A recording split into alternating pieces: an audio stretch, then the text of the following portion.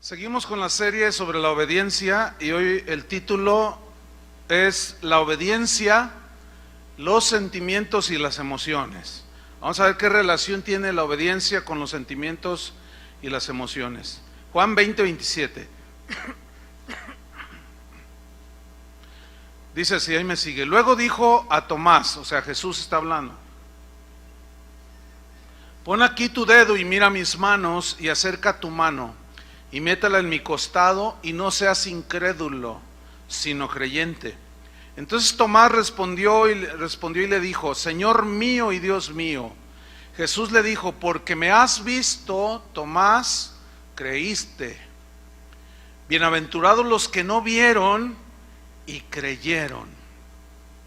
Hay un sistema de vida y de pensamiento que llega a ser una filosofía y se conoce como subjetivismo. Esta es una filosofía que tiene que ver con nuestro modo de pensar, nuestro modo de sentir, nuestro modo muy personal de percibir las cosas. El subjetivismo le da mucho énfasis al yo pienso, yo creo, yo siento.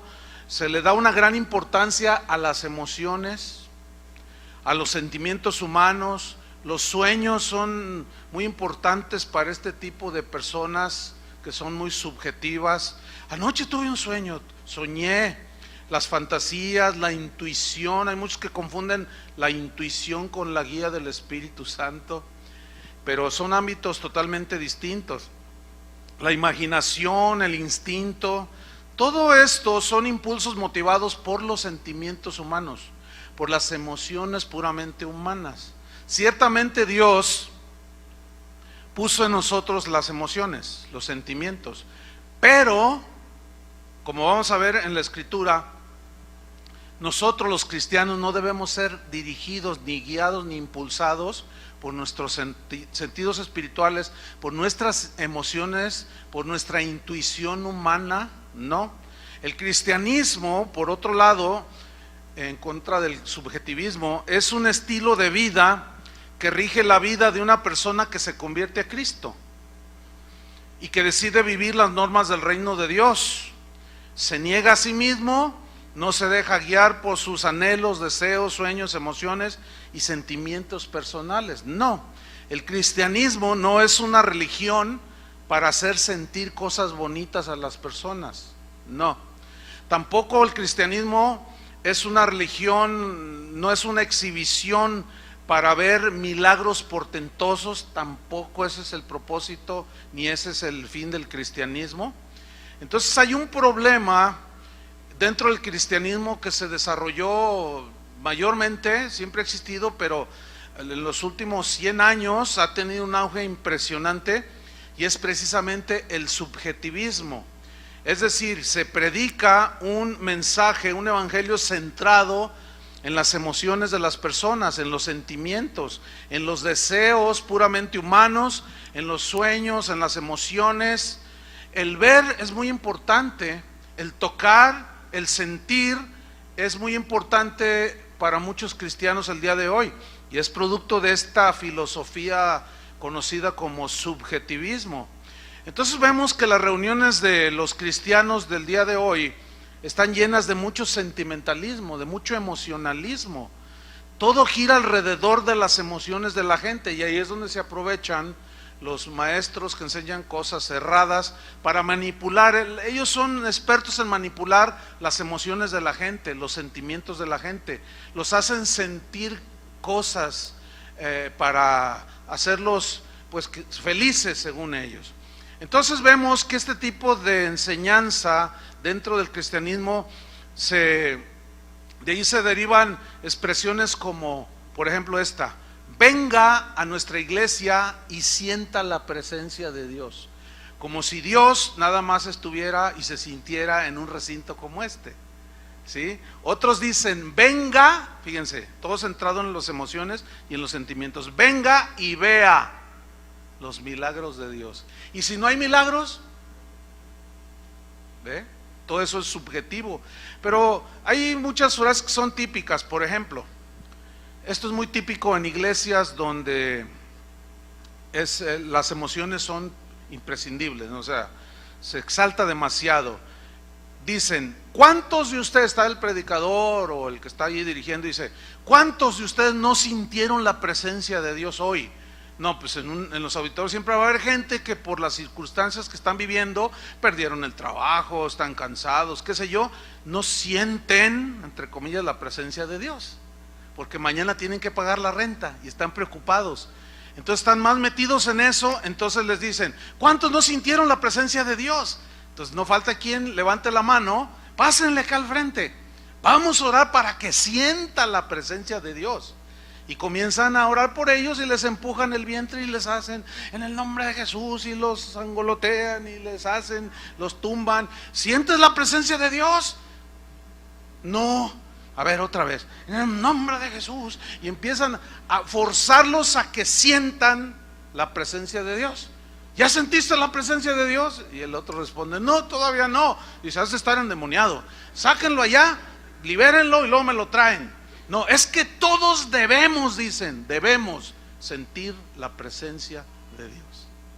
Eso no es lo que dice la Biblia, que debemos de sentir. Otros dicen, de ahí se derivan cosas como, hoy en la reunión no sentí la presencia de Dios, no estuvo el poder de Dios, no lo vi, dicen. Alguien me mandó un correo una vez y dice, no, dice, usted es una persona vacía, dice, seca, porque yo nunca he visto que haga un milagro. O sea, nunca ha visto que yo haga un milagro, como si uno los hiciera. Todo eso es producto de ¿qué? De un evangelio centrado en los sentimientos, ¿sí? En las emociones. Otros dicen, ¿por qué Dios no me da lo que le pido? Y dicen, yo oro a Dios y siento, fíjese, siento que no me oye. Es que no es cuestión de sentir ni de tocar, sino de creer. Esa es la diferencia. Otros, basados en sus sentimientos y emociones, cuestionan a Dios de lo que les pasa algún evento calamitoso en su vida y dicen cosas como, ¿por qué a mí, Señor? ¿Por qué a mí? Y luego algunos añaden, si yo diezmo, ¿por qué a mí me pasa eso? ¿Por qué me pasa esto a mí si yo protejo a mi familia? O sea, ellos deducen equivocadamente que si tú haces lo que tienes que hacer como cristiano, automáticamente no te deben de pasar ningún evento calamitoso. Y ese es un error. Eso no está en la Biblia. Entonces, su cristianismo está basado en sus sentimientos, en sus emociones. Por consecuencia, son cristianos débiles, son cristianos desconcertados, son cristianos volubles, tienden a la depresión.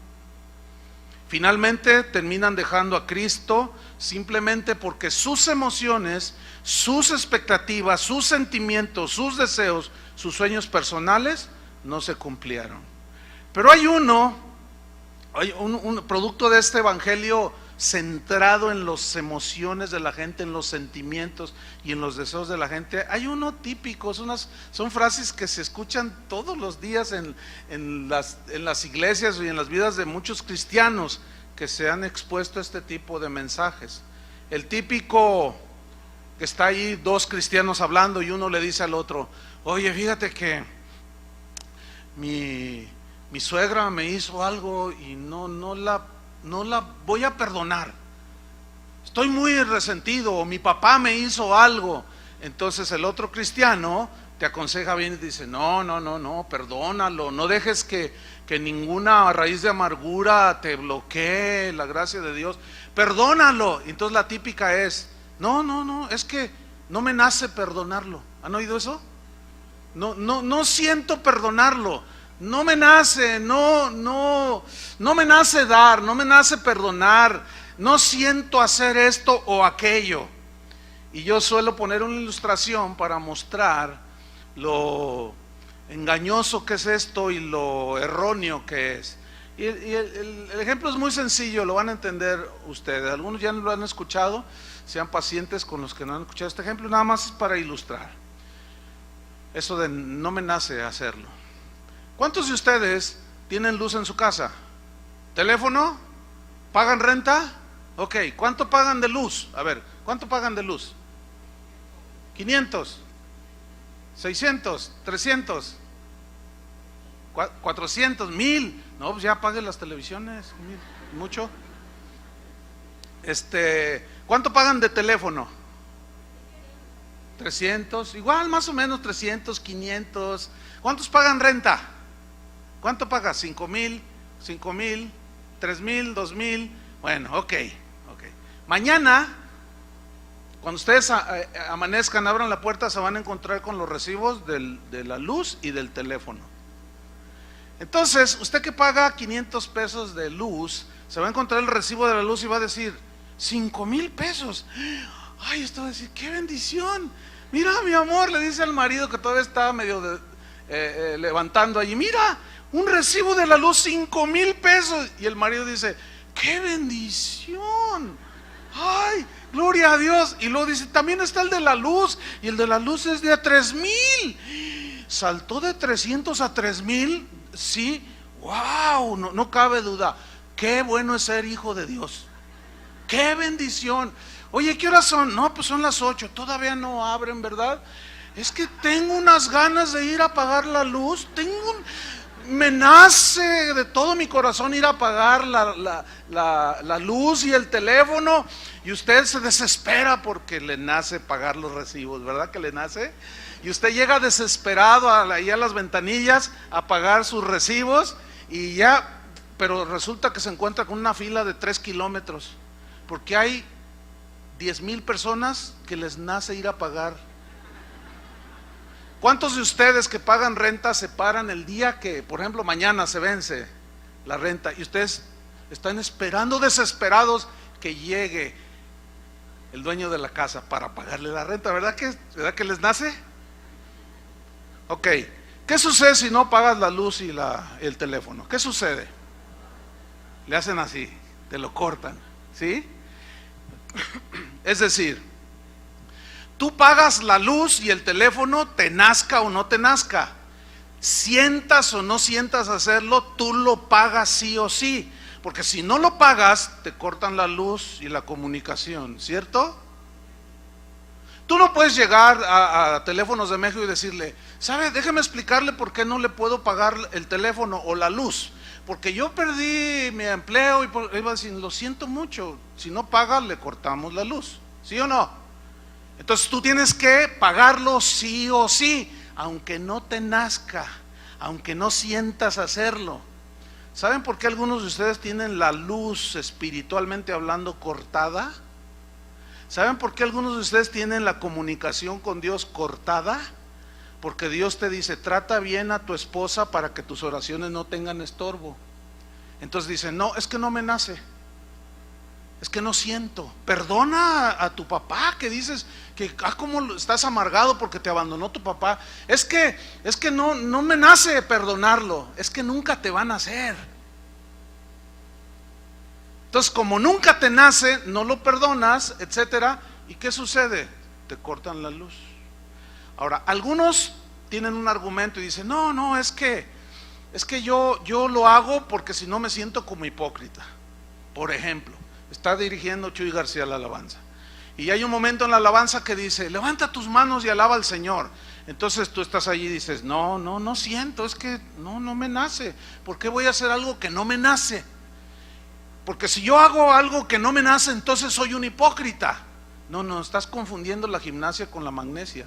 Estás confundiendo la obediencia que dice la Biblia, alabad a Dios en su santuario. El rey David en el Salmo 103, no tiene que buscarlo, se ordenaba a sí mismo y decía, bendice alma mía al Señor y bendiga todo mi ser su santo nombre. ¿Por qué? Porque a veces nuestras emociones y sentimientos y sentir puramente humano nos bloquea obedecer a Dios, y de eso se va a tratar la enseñanza de hoy.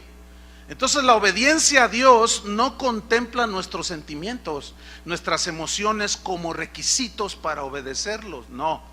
Dios nunca dice, si sientes o si te nace, hazlo. No, Dios nunca dice, obedece hasta que te nazca en tu corazón. Eso no está en la Biblia. A Noé le dio una orden: hazte un arca, les vas a predicar durante 120 años. Y dice, y Noé hizo como Jehová le dijo que hiciera. Dios nunca le dijo a Noé: oye, ¿te nace servirme? ¿Te nace ir a predicarle a la gente? No, dijo, ve. A Jonás le dijo, ve. A Moisés le dijo, libera a mi pueblo de la esclavitud de Egipto. No le dijo, ¿cómo ves, Moisés? ¿Sientes en tu corazón ayudarme? No. Entonces vemos que Dios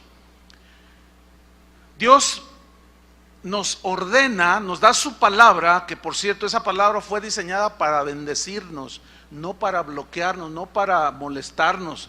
En la medida que nosotros obedecemos a Dios, también es la bendición que recibimos. Muchos quieren la bendición de Dios, pero no obedecen a Dios porque no les nace, porque no sienten y se dejan dirigir y guiar por los sentimientos naturales. Pablo decía, porque por fe andamos, no por vista. La fe es del Espíritu, la vista es del mundo natural. Entonces la fe está por encima de los sentimientos naturales, de las emociones humanas, de los anhelos y deseos nuestros. La voluntad de Dios está por encima, y eso es la fe: creer, someterse y creer que Dios es el que gobierna y que Él es soberano. Tomás, uno de los apóstoles, es el típico creyente dominado por sus sentimientos, por sus emociones, por lo que ve, por lo que toca, por lo que siente, y no por la fe. La fe es sólida, constante, te afianza, ¿sí? Vamos a Juan 20:18, que es donde tomamos el texto base. Y aquí el contexto, Juan 20:18, es que Jesús había resucitado ya después de haber muerto en la cruz. Se le aparece a María Magdalena y dice esto en Juan 20:18. Fue entonces María Magdalena para dar a los discípulos las nuevas de que había visto al Señor y que Él le había dicho estas cosas. Cuando llegó la noche de aquel mismo día, el primero de la semana, estando las puertas cerradas en el lugar donde los discípulos estaban reunidos, por miedo a los judíos, subraye miedo. El miedo es un sentimiento que nos inhibe, que nos da inseguridad, intranquilidad. Jesús se había muerto, los discípulos se habían acostumbrado a andar con Jesús, de pronto lo asesinan, lo matan, lo cuelgan en la cruz. ¿Cómo están? Temerosos, inseguros, se sentían emocionalmente abatidos, ¿cierto? Ok. Vino Jesús puesto en medio y les dijo: paz a vosotros. La paz es un sentimiento divino, la paz de Dios, no la paz del mundo. La paz es un sentimiento divino que te establece, te hace sólido. Pablo decía: la paz y la paz de Dios gobierne vuestros corazones. O sea, ese sentimiento de paz, este sentir, es espiritual, no es del mundo natural. Y eso es lo que nos hace sólidos. Por eso Jesús les dijo a ellos que estaban temerosos: paz a vosotros. Versículo 20. Y cuando les hubo dicho esto, les mostró las manos y el costado. Y los discípulos se regocijaron viendo al Señor. Quiero hacer notar esto: regocijaron. Notan que en un minuto ellos estaban tristes, inseguros y todo lo demás, y en un minuto ya estaban regocijándose. ¿Lo alcanzan a ver? ¿Qué nos enseña esto? Nos enseña que nuestras emociones, nuestros sentimientos, nuestro parecer es muy inconstante, ¿sí? Es como el clima. El clima puede variar. Como una vez estuve en una ciudad de Sudamérica que está junto a la cordillera de los Andes.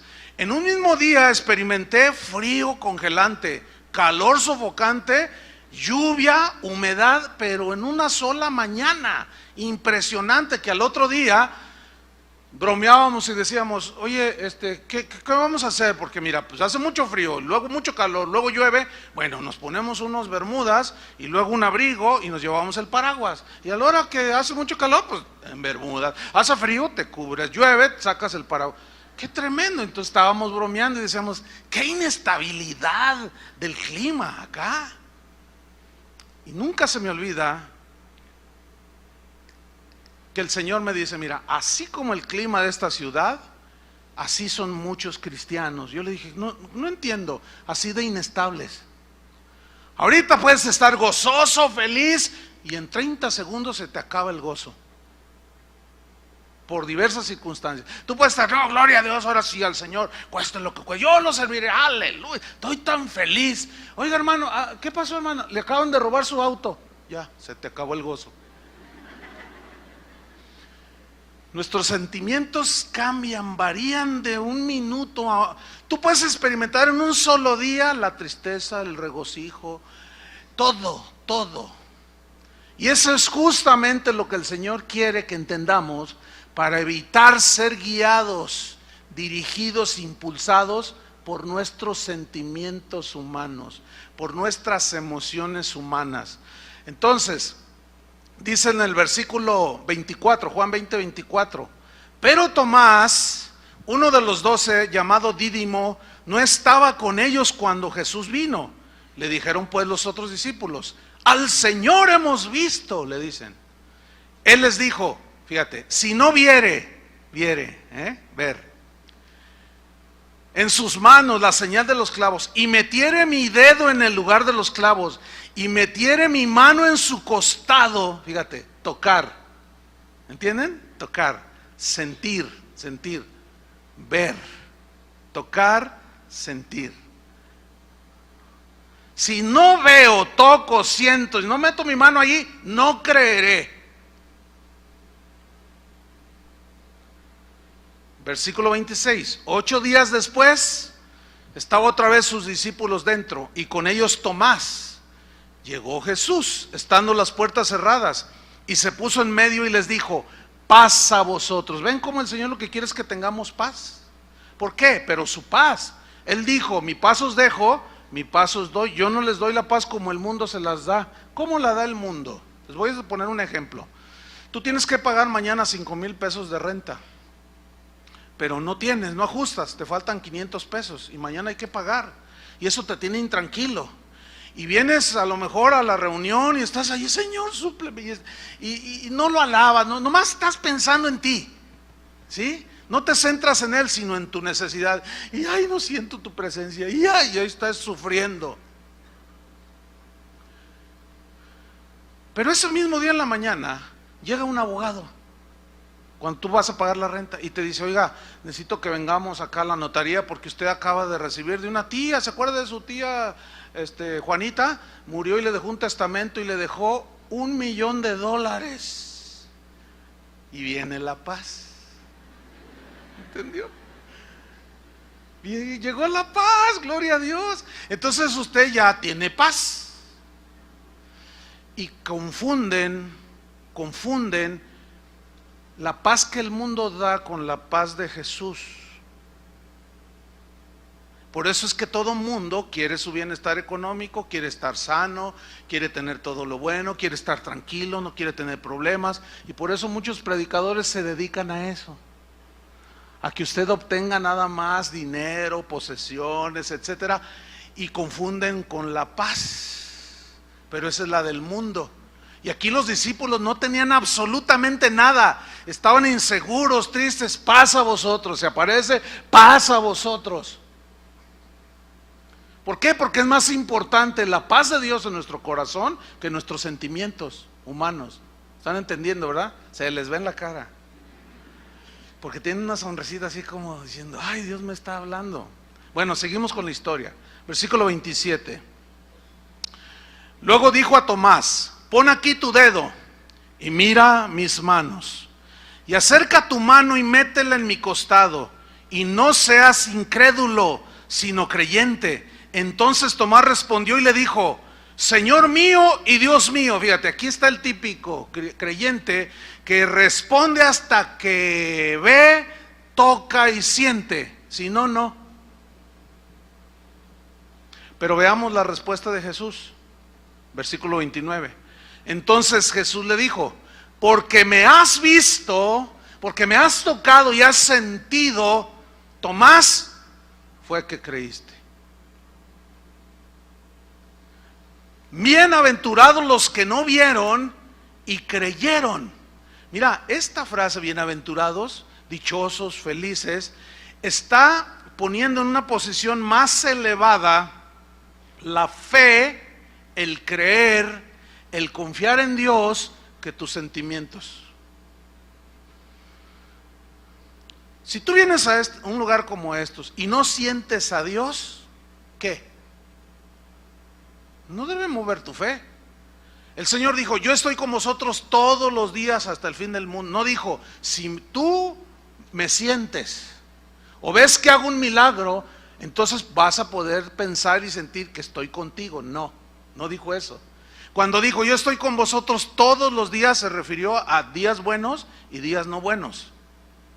Cuando vienen las calamidades, las aflicciones de la vida. ¿Por qué? Porque la fe es la que nos mantiene sólidos en nuestra posición como cristianos. Fíjate, Abraham era un hombre muy distinto a Tomás. Abraham, la vida de él era dominada por la voluntad de Dios. Él mostró su fe obedeciendo a Dios. Busquen Hebreos capítulo 11 versículo 8. Hebreos 11:8. Dice así: por la fe Abraham, siendo llamado, ¿qué hizo? Obedeció. Fíjate, la frase siendo llamado, ¿a qué se refiere? Se refiere cuando Dios le dijo allá en Génesis, Abraham, salte de tu tierra y de tu parentela. O sea, Dios lo llamó a salir fuera de su casa, al llamado que él tenía, al lugar donde él le iba a mostrar. ¿Y qué hizo Abraham? Obedeció para salir al lugar que había de recibir como herencia, y salió sin saber a dónde iba. Mira, muchas cosas en los asuntos de Dios, en el cristianismo, tienen una lógica, es decir, la lógica humana muchas veces empata y coincide con la lógica de las cosas de Dios, ¿sí? Pero no todas, ¿eh? Es lógico, humanamente hablando, que tú vas con tus maletas y alguien te pregunte, hola, ¿a dónde vas? Y tú digas, no, pues voy a Acapulco. Es lógico, ¿no? Tiene lógica. Pero ¿qué me dices de que te ven con tus maletas y te dicen, hola, ¿a dónde vas? Y tú dices, no sé. Y te dicen, ¿cómo? No sé a dónde voy. Entonces, ¿me estás bromeando? No, es que no sé. ¿Verdad que no suena lógico en la lógica humana? Pero en la lógica de Dios, no. En la lógica de Dios es, obedéceme, y después te vas a dar cuenta de lo que yo quiero hacer contigo. Entonces ahí Dios está poniendo una vez más la obediencia por encima de lo que pensemos, sintamos, etcétera, etcétera. Por encima de nuestros deseos, anhelos y necesidades. Primero está su voluntad. Entonces esto va tomando forma. Ok, busquen Romanos 4:18 al 21. Romanos 4:18 al 21.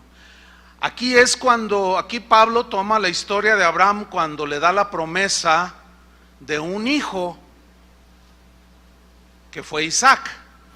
Pero acuérdense que Abraham era un anciano y su esposa era anciana también, pero estaba estéril. Entonces él le hace la promesa, dice Romanos 4:18.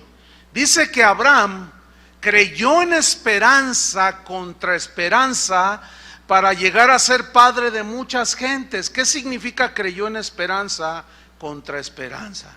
Significa que la esperanza que le dio a él, Abraham, la promesa de Dios, Dios le da una promesa, surge una esperanza en él de tener un hijo. Y creyó en la esperanza que Dios le daba a Abraham, creyó contra o a pesar de la esperanza natural que él no podía tener hijos. ¿Entendió? Eso es, creyó en esperanza que le daba Dios contra la esperanza natural que ya no había. Entonces él creyó en esperanza contra esperanza para llegar a ser padre de muchas gentes. Y mire, subraye lo que viene a continuación, conforme a lo que se le había dicho. No a lo que se le ocurrió a Abraham, sino a lo que Dios le había dicho. ¿Qué le había dicho Dios? Así será tu descendencia. Y esto es tomado del Génesis. Abraham, venme aquí, Señor, sal afuera y cuenta las estrellas.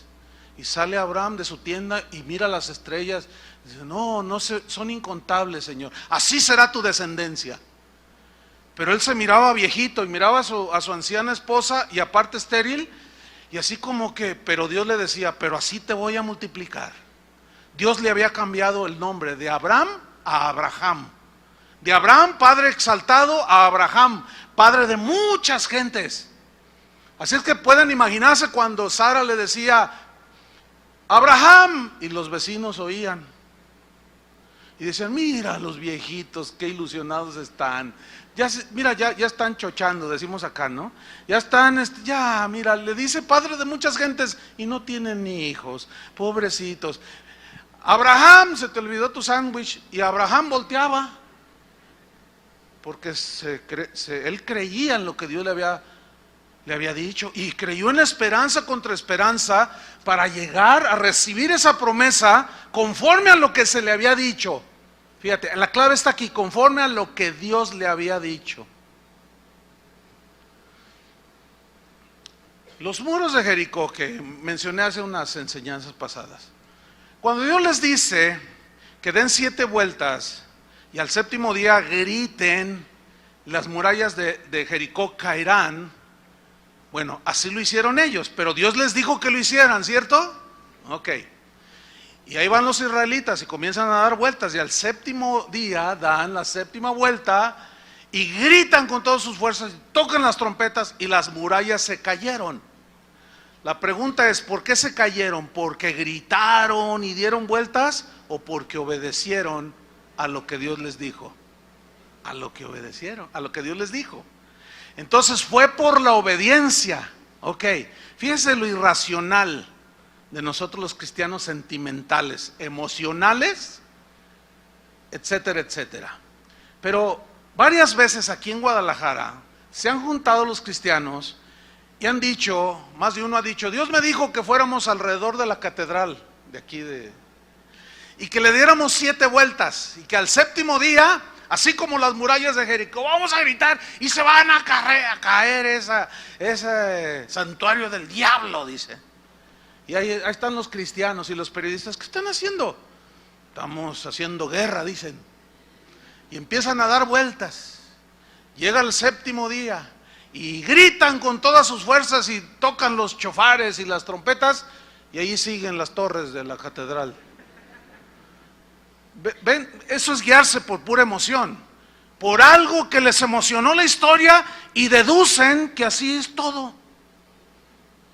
Y los periodistas se dan vuelo. Los cristianos quisieron derribar las torres de la catedral y gritaban como locos y siguen en pie. Ve cómo las emociones, el emocionalismo, el sentimentalismo, cosas que Dios no dijo, porque nuestras emociones nos engañan y nos llevan a hacer cosas que son irracionales aún, y espiritual y naturalmente hablando. Ahora fíjate lo que dice el versículo 19, Romanos 4:19. Ok, ahí está creyendo en esperanza contra esperanza. 19, y no se debilitó en la fe. Fíjate cuántas veces dice fe. Aquí es la primera.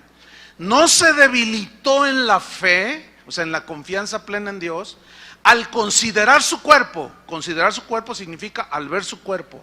¿Cómo estaba su cuerpo? Que estaba ya como muerto, siendo de casi 100 años. O sea, a pesar de que él vio en lo natural su cuerpo, o la esterilidad de la matriz de Sara, a pesar de que él consideró y vio a Sara, su mujer, ancianita, viejita, y aparte estéril, fíjate, aquí está, ¿cómo se siente en lo natural? Una total imposibilidad, ¿no es cierto?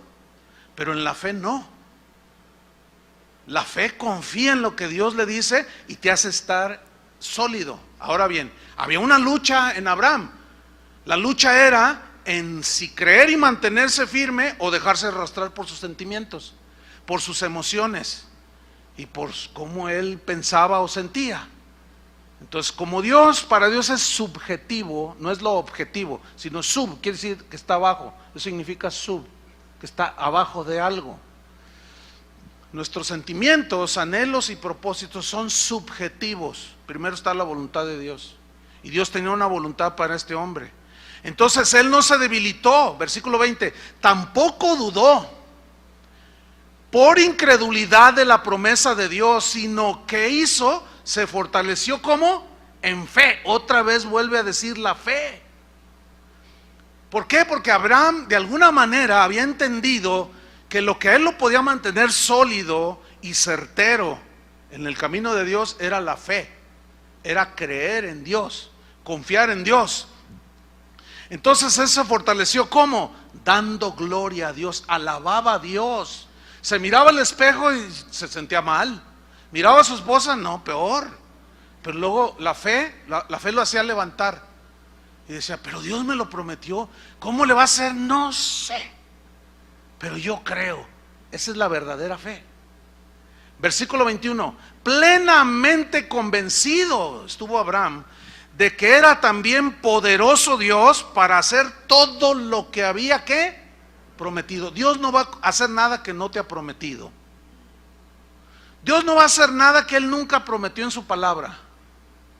Dios no está obligado a apoyar algo que Él nunca ha dicho. Así puedes tener un sentimiento, porque algunos confunden. Yo tengo mucha fe. Y pasa un año y no llega nada de lo que quieren recibir. Y al rato ya se van del Señor. ¿Dónde está la fe? Esa no es fe. Ese era un sentimiento de fe. Lo confunden. Era un anhelo que tenían y ese anhelo les obligó a sentir una supuesta fe que nunca existió. Ahora, la obediencia de Abraham,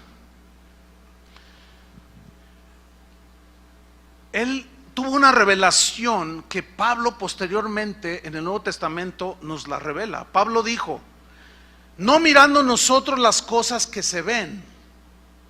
Fíjate qué interesante, eso está en 2 de Corintios 4:18, para los que anotan. 2 de Corintios 4:18, dice Pablo, no mirando nosotros las cosas que se ven. Fíjate, parece así como un juego de palabras, pero está hablando en sentido espiritual, pero hablando de lo natural. Dice, no mirando nosotros, no mirando las cosas que se ven, sino las que no se ven.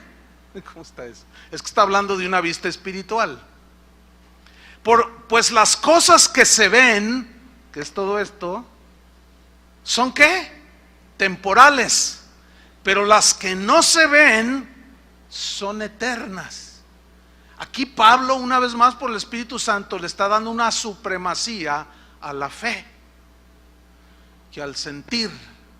Porque yo veo, por ejemplo, veo cómo están las cosas en el mundo, cómo se perfila cada vez más los congresos en los países distintos, aprobando los matrimonios entre homosexuales, aprobando el aborto, y no se ve bien, ¿sí? Cada vez hay más maldad, cada vez hay más corrupción, y esto es en todos lados, ¿eh? Cuando uno está en su país y no sale o no ve noticias de ahí de otros países, uno piensa que este país es un desastre, ¿verdad? Y dicen, ay, no, estamos envueltos, no, Dios mío, qué país tan espantoso. Pero déjame decirle una cosa, todo el mundo está igual o peor que este país, pero todos a los ojos naturales se ve mal, se siente mal. Tú dices, Señor, y a mis hijos cuando los lleve cuando tengan que ir a la universidad, y eso te provoca un sentimiento de inseguridad, ¿sí o no? Pero entonces ahí es donde Jesús dice, ¿y dónde está vuestra fe? ¿Dónde está vuestra fe? ¿Se acuerdan cuando Jesús iba caminando en el mar? Que Pedro, dijeron todos, ¡un fantasma! Le dice, no soy un fantasma, soy yo, les dice. Entonces Pedro le dice, si eres tú, a ver, manda que yo vaya sobre las aguas. Ven, le dice. Entonces él fue porque Dios le dijo, ven, ¿no? Y se baja de la barca y comienza a andar sobre el agua. Pero dice, pero viendo Pedro las olas, se comenzó a hundir. Porque al ver las olas y su circunstancia de alrededor natural, le dio miedo, inseguridad, duda, y sus sentimientos lo arrastraron. ¿Entienden? quitó sus ojos de Jesús y se empezó a hundir. Entonces, mira, cuando se va hundiendo, mira a Jesús, le dice, Señor, sálvame. Y vuelve a mirar a Jesús y Jesús lo rescata y lo tiene junto a él. Y dice que ambos regresaron a la barca, o sea, volvió a caminar sobre el agua, pero ya junto a Jesús. Pero mientras él, que luego hablaremos más de Pedro, porque era un hombre muy emocional, miraba las cosas que se ven, sentía las cosas que se sienten humanamente. Entonces, primero, hermanos, es creer y obedecer, y luego se entiende. Uno de los padres de la iglesia dijo, no trates de entender primero, sino primero obedece. Obedece primero y luego entenderás. Y eso fue lo que hizo Abraham. Abraham, cuando fue llamado, obedeció y salió sin saber a dónde iba. Él no entendía, sin duda no entendía. Cuando Dios nos mandó a la Argentina en el año 89, me dijo, vete. Yo no entendía, pero yo no necesitaba entender. Dios no esperaba que yo entendiera. Dios me pedía obediencia. Dios es lo mismo con todo, siempre ha sido así. Dios no te va a esperar cuando Él te da una orden. Él no va a demandar, ¿cómo te sientes? ¿Te sientes bien? ¿Estás dispuesto? ¿Cómo ves esto? No. Él lo único que espera es que le obedezcas. A Él no le interesa cómo te sientes tú. Parece contradictorio. ¿Por qué? Porque siempre se ha predicado, y más como decía al principio en estos últimos 100 años, todo centrado en el hombre, en las necesidades del hombre y no en las demandas de Cristo. Por eso es que hoy dice uno una cosa como esta y suena extraño que se diga, a Dios no le importa cómo te sientes, a Él lo que le importa es que le obedezcas. Y oye, es raro, ¿a poco no? No suena así como, ay no, ¿qué está diciendo este? Claro, porque están tan hundidos y sumergidos en ese evangelio de emociones que suena extraño, pero eso es lo que enseña la Biblia. Cuando Dios le pidió a Abraham que sacrificara a su hijo después de 25 años que esperó para que se lo diera, el niñito crece y es un adolescentito. Y cuando le dice en Génesis 22:1, dice, aconteció después de estas cosas que probó Dios a Abraham y le dijo a Abraham, y él respondió, heme aquí significa, dime, estoy a tus órdenes, manda lo que quieras. Y le dice Dios, toma ahora tu hijo, tu único Isaac, a quien amas, y vete a tierra de Moriah y ofrécelo allí en holocausto sobre uno de los montes que yo te diré. ¡Wow! Imagínate, le promete un hijo, tarda 25 años en cumplir la promesa, nace el niño y felices los dos viejitos. Yo creo que los vecinos pensaban que eran los abuelos, pero no, eran los papás. Abraham no esperó entender lo que Dios le estaba diciendo, él simplemente obedeció y agarró al niño, ¿se acuerdan? Y lo llevó y el niño le decía, papá, pues aquí está la leña ¿y dónde está el cordero para el sacrificio? Dios proveerá, le decía, Dios proveerá.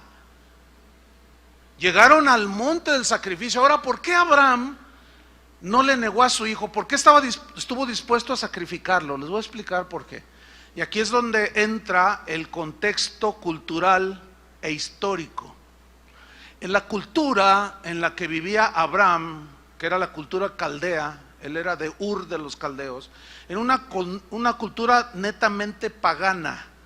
Y las religiones de los caldeos eran diabólicas. Ellos ofrecían sacrificios humanos a los dioses, a los ídolos.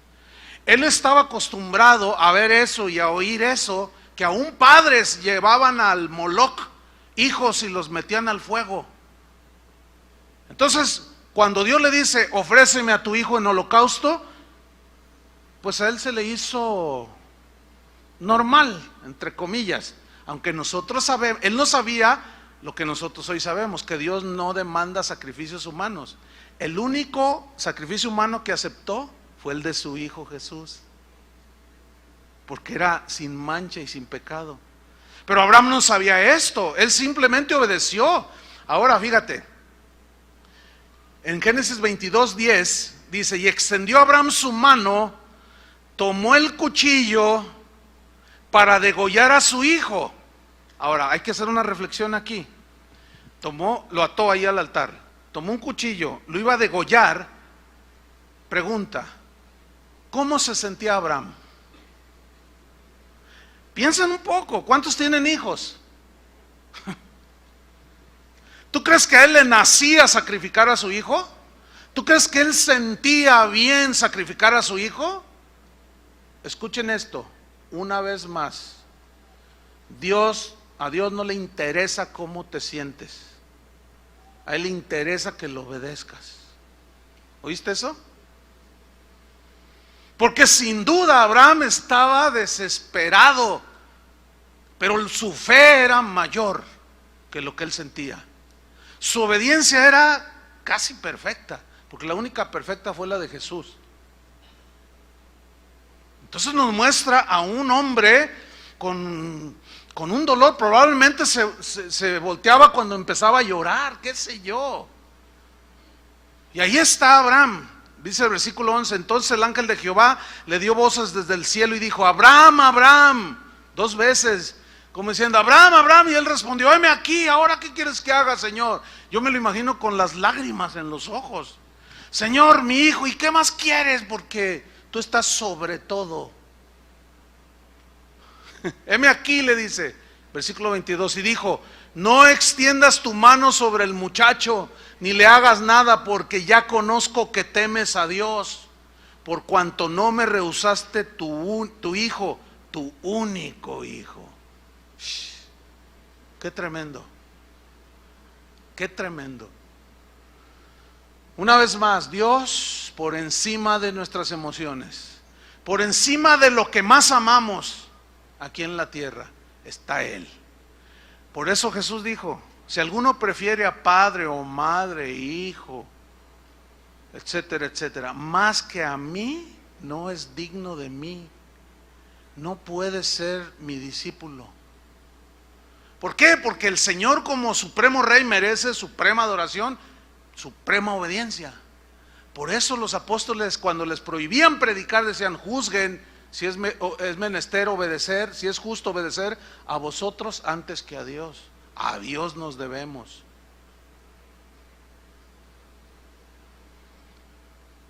Otra vez. Pero vamos a ver este ejemplo que es tremendo, el ejemplo de Pedro, el apóstol. Pedro era un hombre muy sentimental, era súper emocional. Esto lo hacía ser un hombre voluble, precipitado, inestable, como las olas del mar. Pedro se llamaba Simón, y cuando Jesús lo vio y lo llamó, le dijo, tu nombre será Pedro. Pedro significa piedra. Cuando le dijo, tu nombre será Pedro, piedra, le dio a entender que él iba a tratar con su carácter emocional súper impetuoso, arrebatado. Ahorita estaba llorando y al rato ja, ja, ja, ja, y al rato bien impetuoso y al rato bien cobarde negando a Jesús. Piedra, porque piedra habla de, ¿qué ponen bajo un edificio? Piedra. ¿Qué hace sólido la construcción? Piedra habla de algo sólido, inamovible, una roca. Sí, los vientos pueden arrebatar cosas, hasta árboles, pero las piedras no se mueven, esas están sólidas. Él le dio a entender que iba a tratar con su carácter para hacerlo sólido como una roca, porque Jesús sabía que si no trabajaba con él y con todos nosotros, nuestras emociones, nuestros sentimientos nos pueden desviar del plan y de la voluntad de Dios. En primer lugar, vamos a ver esto. Abran su Biblia en Mateo 16:13. Mateo 16:13.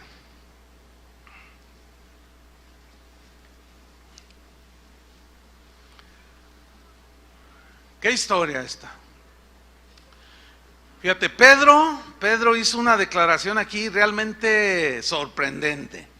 Pero pongan mucha atención. Mateo 16:13, ¿ya lo tiene? Bien, vamos ahí. Dice así: viniendo Jesús a la región de Cesarea de Filipo, preguntó a sus discípulos diciendo: ¿quién dicen los hombres que es el Hijo del Hombre? O sea, ¿quién soy yo? ¿Quién dicen que soy yo? Ellos le respondieron, unos dicen que eres Juan el Bautista, otros dicen que tú eres Elías. Fíjense qué confundidos estaban, Y otros dicen que eres Jeremías o alguno de los profetas. Versículo 15, Él les dijo, y vosotros, mis discípulos, ustedes los que me siguen. En otras palabras, parafraseando a Jesús, me interesa que me conozcan. Ustedes, ¿quién dicen que soy yo? ¿Quién decís que soy yo? Le preguntó a quién, a los discípulos. ¿Quién respondió? ¿Por qué? Porque él era súper arrebatado, emocional, sentimental, impetuoso. No pensaba las cosas, no conectaba su lengua con su mente. Pero en este caso, vean lo que sucedió. Respondió Pedro y dijo, tú eres el Cristo, el Hijo del Dios viviente. Entonces le respondió Jesús, bienaventurado eres, pero todavía le llama Simón. Es bien interesante esto. Primero le había cambiado el nombre de Pedro, pero todavía no era Pedro, el sólido, todavía era Simón. Simón, el hijo de Jonás. Simón, hijo de Jonás, dice, bienaventurado eres porque no te lo reveló carne ni sangre, o sea, persona alguna, sino ¿quién? Mi Padre que está en los cielos. ¡Wow! ¡Qué revelación! Escuchen bien, cristianos, y uno que otro cristianoide. Escuchen bien. El hecho de tener revelaciones de Dios no te hacen una persona estable ni madura. Porque las revelaciones son por soberanía de Dios. ¿Entiendes? Esta es una revelación realmente poderosa. Tú eres el Cristo, el Hijo de Dios. No todos entendían eso. Y Dios se lo había revelado, pero todavía era un hombre muy emocional, muy inestable, ¿sí? Muy voluble, muy impetuoso. Vamos a verlo. Versículo 20. Entonces mandó a sus discípulos que a nadie dijesen que él era el Jesús, que él era Jesús, el Cristo. En otras palabras, no le digan a nadie que yo soy el Mesías. ¿Nunca se han preguntado por qué les dijo no le digan a nadie? Les voy a tratar de explicar por qué les dijo no le digan a nadie. Porque los sacerdotes, los intérpretes de la ley, los escribas, que eran los encargados de interpretar las escrituras y hablarle, instruir a la gente en los caminos de Dios, cuando hablaban del Mesías que el Antiguo Testamento prometía, les decían que era un Mesías todopoderoso, que era un Mesías autosuficiente. Entonces ellos comenzaron a generar una idea acerca del Mesías como un hombre invencible, porque ellos miraban los dioses de los griegos y miraban a Zeus y miraban a otros tantos de los dioses del Olimpo, dioses que no eran derrotados, dioses que siempre estaban triunfantes, dioses que siempre hacían lo que querían. Entonces decían, no, nuestro Mesías pues será el mayor de todos.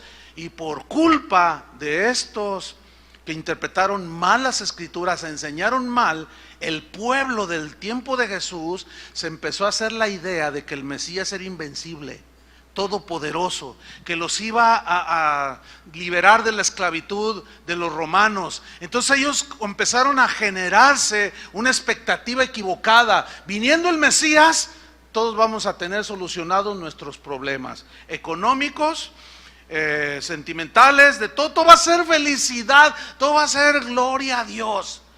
Pero qué equivocados estaban. Ciertamente Jesús es todopoderoso, pero su primera venida como Mesías no eran lo que ellos esperaban.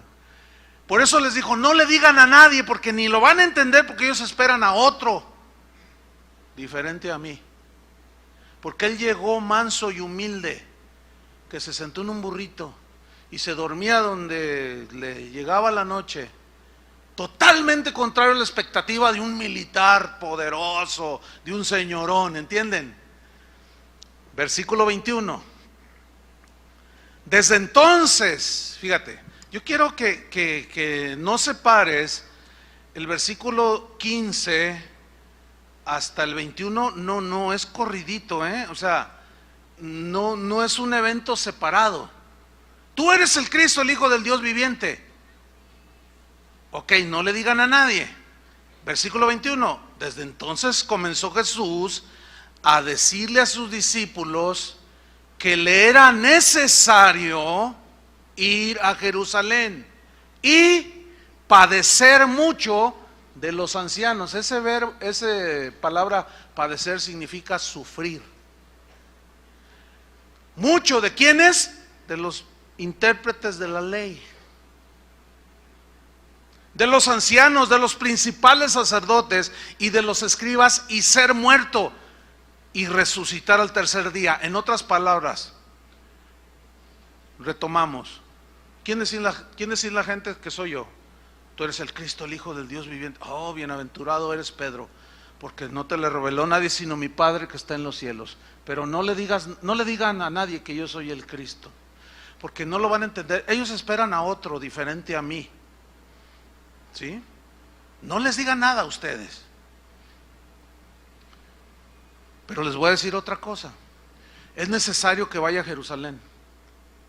Me van a azotar, me van a golpear, me van a vejar, me van a escupir en el rostro, me van a pisotear, me van a tomar, me van a clavar en una cruz, me van a matar.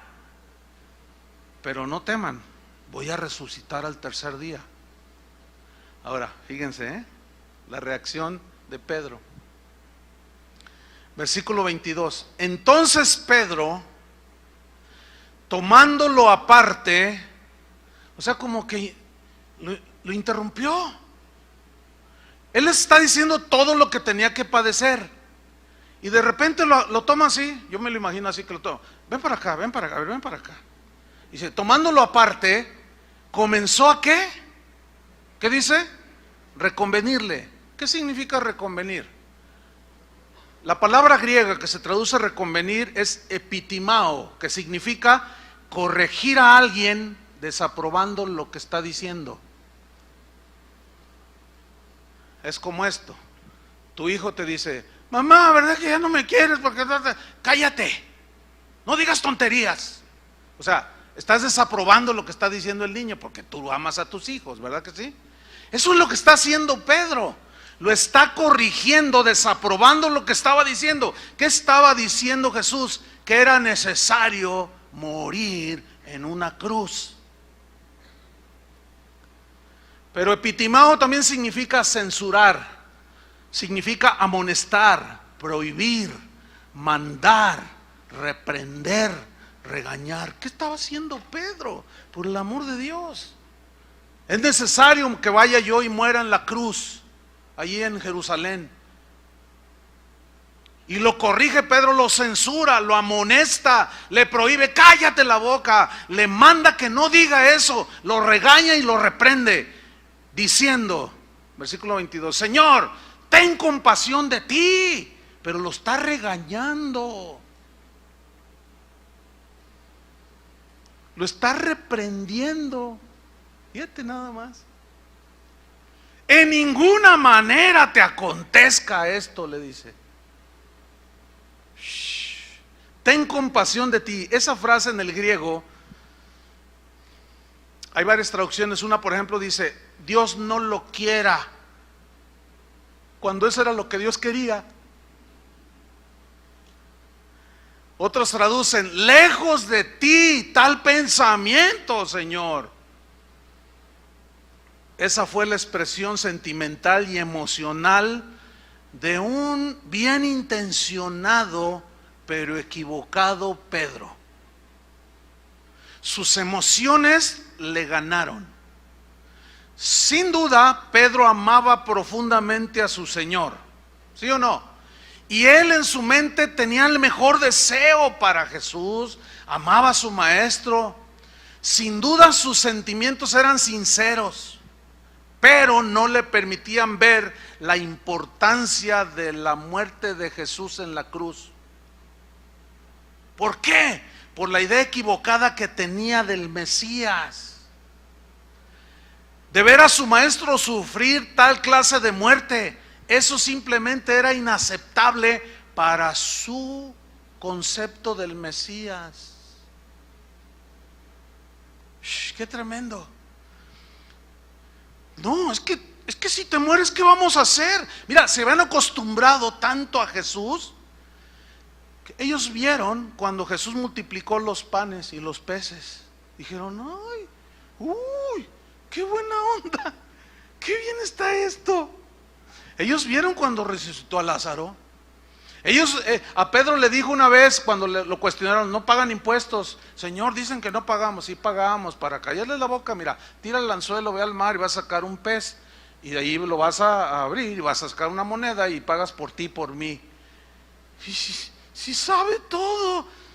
Y todo está solucionado con el Señor. Entonces, Pedro, discípulos, es necesario que yo vaya a Jerusalén. Me van a matar, me van a crucificar. Entonces, cuando está oyendo Pedro, las emociones, pero era bien intencionado, ¿sí? Te voy a decir, es como esto. Ahí está el joven, ¿verdad? 33 años ya tiene el joven, no se ha casado. Esta es típica, es que es un ejemplo típico que sucede siempre. Ahí está, pero tiene un amigo, tú eres amigo de ese joven que está soltero. Entonces le dice, oye, pues ya se me está yendo el tren, dice el soltero o la soltera. Entonces, ¿tú quieres algo bueno para tu amigo, sí o no? Ok. Entonces dice, oye, fíjate, no, pues ninguna hermanita de la iglesia, no, pues ninguna. Yo trato de ser amable y ahí, oye, pues te invito a leer la Biblia. Esto y lo otro, y no, pues como que no le caigo a nadie. Entonces, tú quieres lo mejor para tu amigo. No te preocupes, yo voy a orar por ti. Él tiene tu esposa, la que va a ser tu esposa. Pasa el tiempo y nada. Pero ahí donde trabaja el muchacho, entra una nueva secretaria, no es cristiana. Entonces el muchacho la saluda y la otra la saluda así muy amable, hola, ¿qué tal? Y le empieza a hacer ojitos y lo empieza a hacer sentir. Pongan atención, lo empieza a hacer sentir.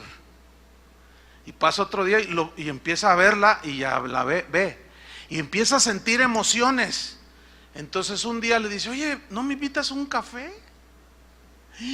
No, pues el otro está ilusionadísimo. Pero escuchen, sus sentimientos no lo dejan, no le permiten ver que está violentando la palabra de Dios. No te unáis en yugo desigual. No alcanza a verlo. Entonces, como tú quieres el bien para él, viene y te dice, oye, ¿qué crees? Hermano, fíjate que, pues ya ves, aquí ni una hermanita de la iglesia me hace jalón. Pues yo no sé qué hacer, pero ¿qué crees? Hay una chica en el trabajo, miras qué ordenada, qué educada, que la pone como lo máximo, la mejor mujer del mundo.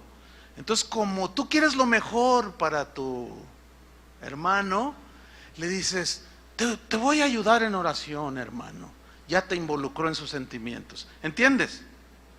Ya los sentimientos, las emociones de ambos les están desviando del camino que Dios quiere para ti. Espero me esté explicando.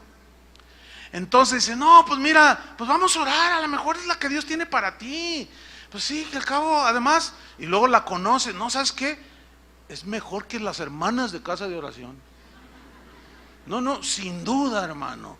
Gloria a Dios. Vamos, hazlo. Así estaba Pedro. Él tenía la mejor intención porque amaba al Señor y no quería lo malo para él. Pero su emocionalismo lo estaba arrastrando. ¿Lo alcanzan a ver?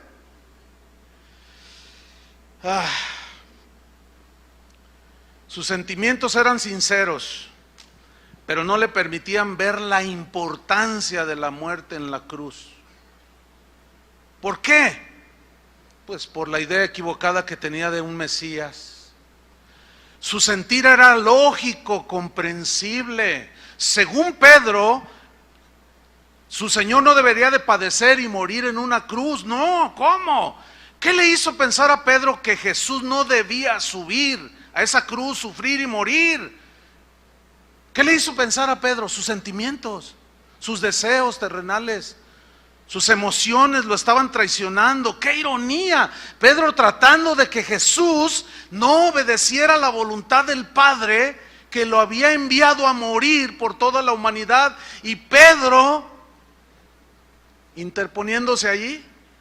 ¿Qué acaso no entendió Pedro lo que escuchó muchas veces cuando decían, he aquí el Cordero de Dios? Cuando iba a la sinagoga, no entendía la explicación, porque tal vez la torcían, o cuando decían, he aquí el Cordero de Dios que quita el pecado del mundo. Implica allí que ese Cordero tiene que ser sacrificado. Pedro, como judío, iba a la sinagoga cada sábado. ¿Cuántas veces leyó y le explicaron la escritura de Isaías 53? Mas él herido fue por nuestras rebeliones, molido por nuestros pecados. El castigo de nuestra paz fue sobre él, y por su llaga fuimos curados. Y nosotros le tuvimos por abatido, por herido de Dios, despreciado y desechado por los hombres, varón de dolores, experimentado en quebranto. ¿Y cómo apartamos de él nuestro rostro? Porque le vimos sin hermosura y sin parecer. Pero nunca lo entendió. Y así hay mucha gente en las iglesias el día de hoy. Oyen la palabra, escuchan la explicación y están como Pedro. A la hora de que Jesús les dice, soy el Mesías, y él te había tenido la revelación, pero es necesario, como dice Isaías 53, que vaya a la cruz. Y Pedro le dice, en ninguna manera te acontezca esto. Qué increíble, ¿no? Las emociones y sentimientos de Pedro estaban tratando de que se realizara el último pacto entre Dios y los hombres. Ese pacto tenía que ser sellado con la sangre del Cordero. Si no hay cruz, no hay perdón de pecados. Si no hay perdón de pecados, no hay salvación. Pedro se interpone entre Jesús y la cruz. Aquí está la cruz a la que Jesús debía subir. Aquí está Jesús rumbo a la cruz, y Pedro se pone en medio y le dice, no, espérate. No, ten compasión de ti mismo. ¿Cómo? Que no te acontezca esto, por favor, Señor. Ay. Quiero recordarles esto, que el pasaje es el mismo. Pedro tuvo, unos minutos antes, una revelación sublime de Jesús como el Cristo, el Cordero de Dios, y en 2 minutos estaba diciendo lo más diabólico que podía haber dicho. ¿Se dan cuenta cómo somos los humanos? Por eso, y simplemente por esa es la razón por la cual no debemos ni de guiarnos ni por sueños, ni por sentimientos, ni por intuición. Una vez estaba en una reunión, terminé de predicar, por ahí andaba yo, no fue aquí en casa de oración, y se me acerca una señora y me dice, pastor, usted no sabe, solo Dios sabe cuánto lo aprecio, de verdad yo lo amo mucho. Ah, gracias, hermano. Una señora como de 60 años, gracias, hermana. Dice, pero ¿sabe una cosa? Le voy a dar un consejo. Le digo, a ver, dígame, ¿por qué no? Pues todos aprendemos. Dice, ya no se preocupe tanto por la iglesia, ya no se preocupe tanto por las ovejas del Señor, me dice. No, tranquilo, tenga paz. Entonces yo le digo, ¿y por qué me dice eso? Es que usted se ve que es un hombre que no tiene paz, se ve un hombre intranquilo, se ve bueno, ustedes que me conocen pues se darán cuenta si soy así o no. Se ve un hombre que siempre está preocupado, que hasta a lo mejor hasta ni duerme y hasta colitis ha de tener. Le dije, pues fíjese que no, hermana, tengo mucha paz, duermo bien, la gracia de Dios me ha sostenido, pero abra su Biblia por favor en 2 de Corintios capítulo tal, versículo tal, y léalo, y lo empieza a leer. En peligro de ladrones, en peligros de los de mi nación, peligros entre falsos hermanos, peligros de los de mi nación, peligros. Y todavía más lo que sobre mí se agolpa, la preocupación por todas las iglesias. Y cuando lo lees le hace, ay hermano, le digo, mire, entonces Pablo era un hombre que tenía mucha paz, ¿sí o no? Pero no hay que confundir la preocupación porque ustedes caminen bien con Dios, que es nuestra responsabilidad de enseñarles. Por eso la generación en la que visitó, que prevalecía cuando Jesús vino a la tierra, pobre generación, producto de una mala enseñanza de quién era el Mesías. Y esa es la preocupación de los pastores, que las ovejas caminen bien, sean fieles, tengan la verdadera fe, no se dejen engañar, no se dejen desviar. Esa es una preocupación genuina, pero no es falta de fe. Ustedes entienden, ¿verdad? Entonces la señora esta me dice, ay hermano, pues es que yo pensé, no, espérame, es que usted me dijo, Dios me dijo. No, lo que usó fue la intuición. O sea, la intuición es, usted intuye algo, ¿no? Intuye algo, o sea, ve un perro así y entonces usted intuye que hay peligro. Ahí el Espíritu Santo no le dice, cuidado con el perro. No, porque la intuición es algo natural. Usted se aleja del peligro, es algo natural. Y así hay un montón de gente en las iglesias que por intuición profetizan, por intuición dicen cosas, pero no es el Espíritu de Dios. Se dejan llevar por una emoción o un sentimiento que tienen ahí arraigado, qué sé yo, por qué razón, como esta señora. Era obvio que estaba equivocada.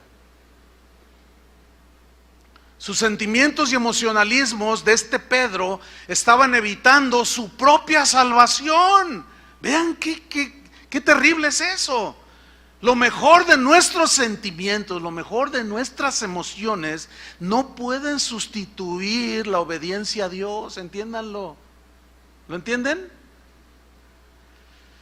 Aunque obedecer a Dios implique sufrir, padecer y aún morir. Pablo dice ahí en el libro de los Hechos que confirmaba el ánimo de los discípulos y les exhortaba a que permaneciesen en la fe y les decía, es necesario que a través de muchas tribulaciones entremos en el reino de Dios. Hechos 14:22. Finalmente vamos a ver la reprensión de Jesús a su amado Pedro, que en ese tiempo era Simón todavía.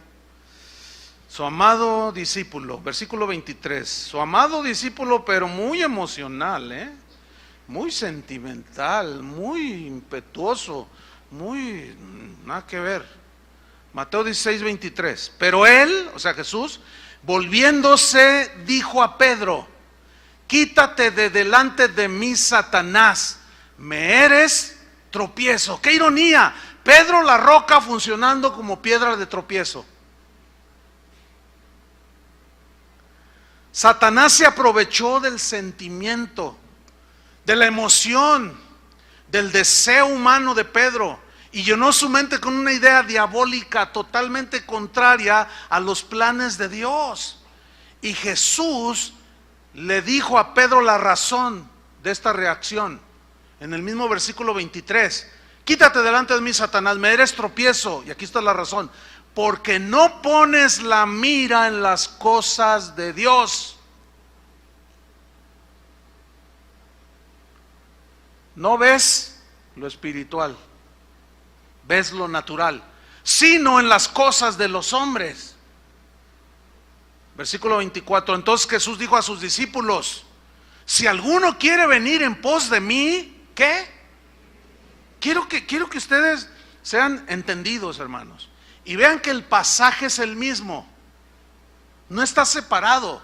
¿Por qué les dice a sus discípulos, si alguno quiere venir en pos de mí, niéguese a sí mismo, tome su cruz y sígame?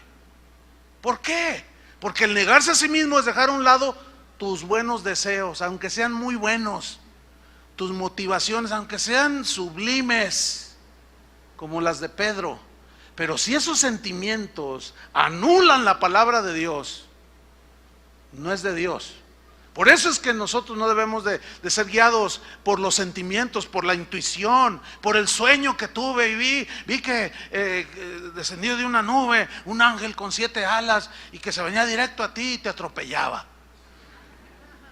Cuídate, hermano, porque ¿y quién sabe qué tanto rollo?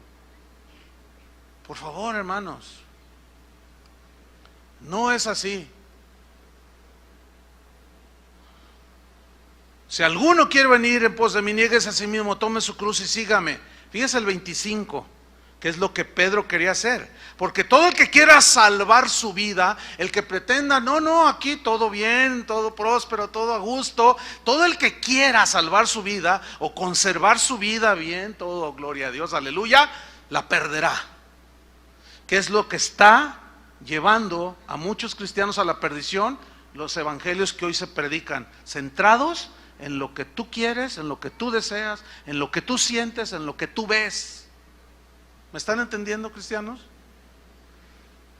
Y todo aquel que pierda su vida por causa de mí, o sea, que menosprecie su vida, sus sentimientos, sus anhelos, por más buenos que sean, y lo sustituya por la voluntad de Dios, salvará su vida. Eso significa la hallará.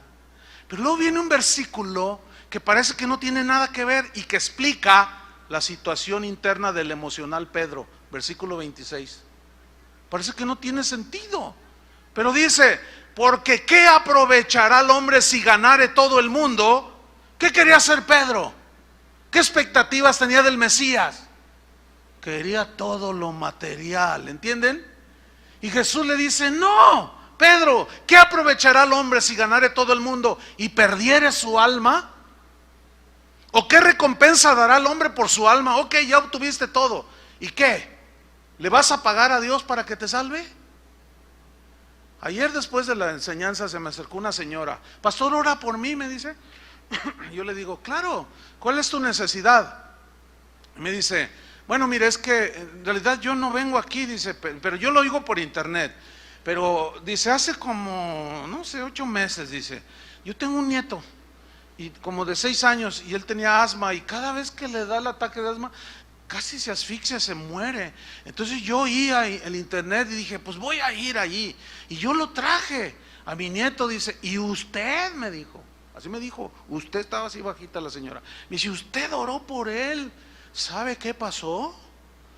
Desde ese día se le quitó el asma. Yo le digo, el Señor lo sanó. Y dice, sí, no, usted. No, espérame, no, yo no. El Señor. Bueno, ahora, ¿cuál es su necesidad?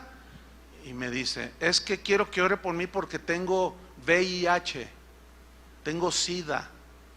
Entonces yo le digo, oiga, entiendo que usted sabe que esa enfermedad es mortal. Dice, por supuesto, dice, pero como usted sana,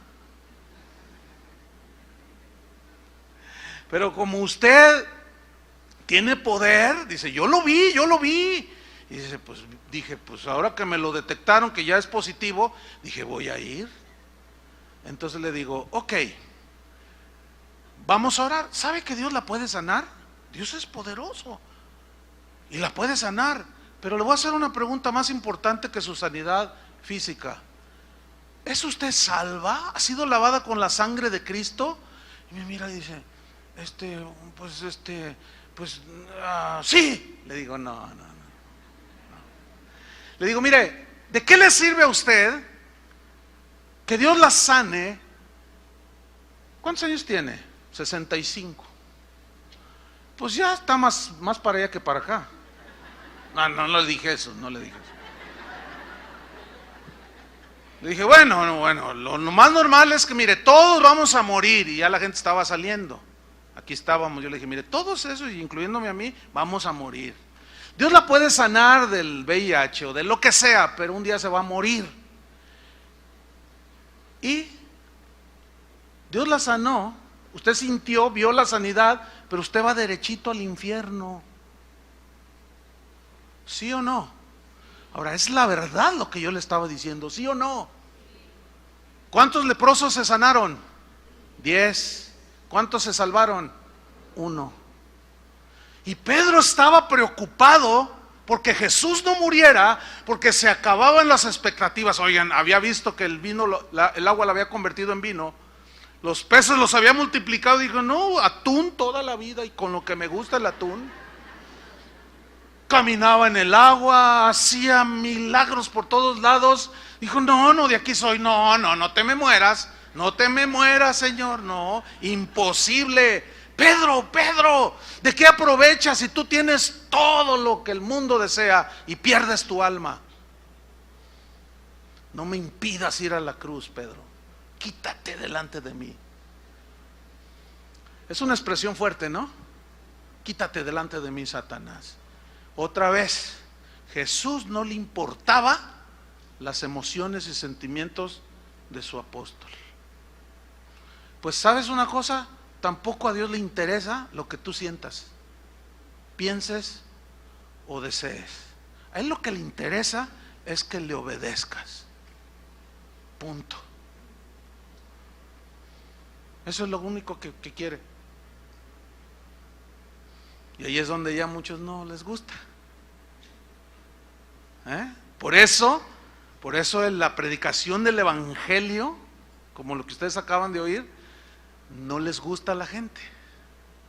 Y cuando lo escuchan, se sienten agredidos, como Pedro se sintió agredido por Jesús. Dejemos de predicar la cruz y la gente no puede ser salva. Que fue exactamente lo que Pedro hizo con Jesús, interponerse. Que es lo que están haciendo muchos predicadores el día de hoy. Se están interponiendo entre el cristiano que debe de ir también a crucificar como Pablo. Con Cristo estoy juntamente crucificado, ya no vivo yo, mas vive Cristo en mí. Lo que ahora vivo, lo vivo en la fe del Hijo de Dios, que me amó y se entregó por mí. ¿Qué más puedo hacer yo? No, Cristo, no vayas a la cruz. Él ya pagó por ti. Ahora tú disfruta la prosperidad. Te hablan como guarda el mercado, ¿verdad? Disfruta el bienestar aquí en la tierra, la mejor casa, el mejor carro, que tu familia, tus hijos estudien en la Universidad de Harvard, que tú tengas lo mejor de todo del mundo. Quítate delante de mí, Satanás. Pocos se atreven a decir eso. Quítate delante de mí, Satanás. Porque ese Satanás, ese no es el Espíritu de Dios. ¿Por qué? Porque sabe Satanás que somos emocionales, sentimentales y egoístas, y por ahí nos da. Por eso el niéguese a sí mismo es totalmente lo contrario. Eso es el evangelio, hermanos. Obediencia, sentimientos y emociones. ¿Qué relación hay? Ninguna. Oremos. Padre, muchas gracias por tu palabra. Gracias, Señor, porque sin duda tú nos hablas cada día. Gracias, Señor, porque llevar la cruz, negarnos a nosotros mismos, es renunciar a nuestros deseos, nuestro sentir humano. Negarnos a nosotros mismos es entregar nuestros deseos y anhelos. Cargar nuestra cruz implica que te obedezcamos. A ti no te interesa mucho, por no decir nada, lo que sintamos o pensemos o anhelemos o deseemos. Lo único que pides es obediencia. Y Cristo, por lo que padeció, aprendió la obediencia y vino a ser autor de eterna salvación a los que en Él confían. Jesús, un puñado de tus hijos esta mañana te damos las gracias de todo corazón por no haber atendido al emocionalismo de Pedro, por no haber atendido a su sentimentalismo, a sus buenos deseos de que tú no subieras a esa cruz. Es verdad que fue dura, violenta, vergonzosa, despiadada, pero esa cruz es la que me dio vida. Esa muerte, tu muerte en esa cruz, por esa muerte hoy soy salvo. Gracias, Jesús. Gracias, Padre, porque tú nos amas y quieres que que veamos lo que no se ve, puestos los ojos en Jesús, no en las cosas que se ven, porque estas son temporales, pero las que no se ven son eternas. Gracias te damos, Señor. Gracias, Padre. Sabemos que los sentimientos ahí van a estar, las emociones humanas ahí van a estar, y vamos a luchar cada día con ellas. Pero por tu palabra, Señor, guíanos cada día. En el nombre de Jesús. Amén. Que Dios los bendiga a todos.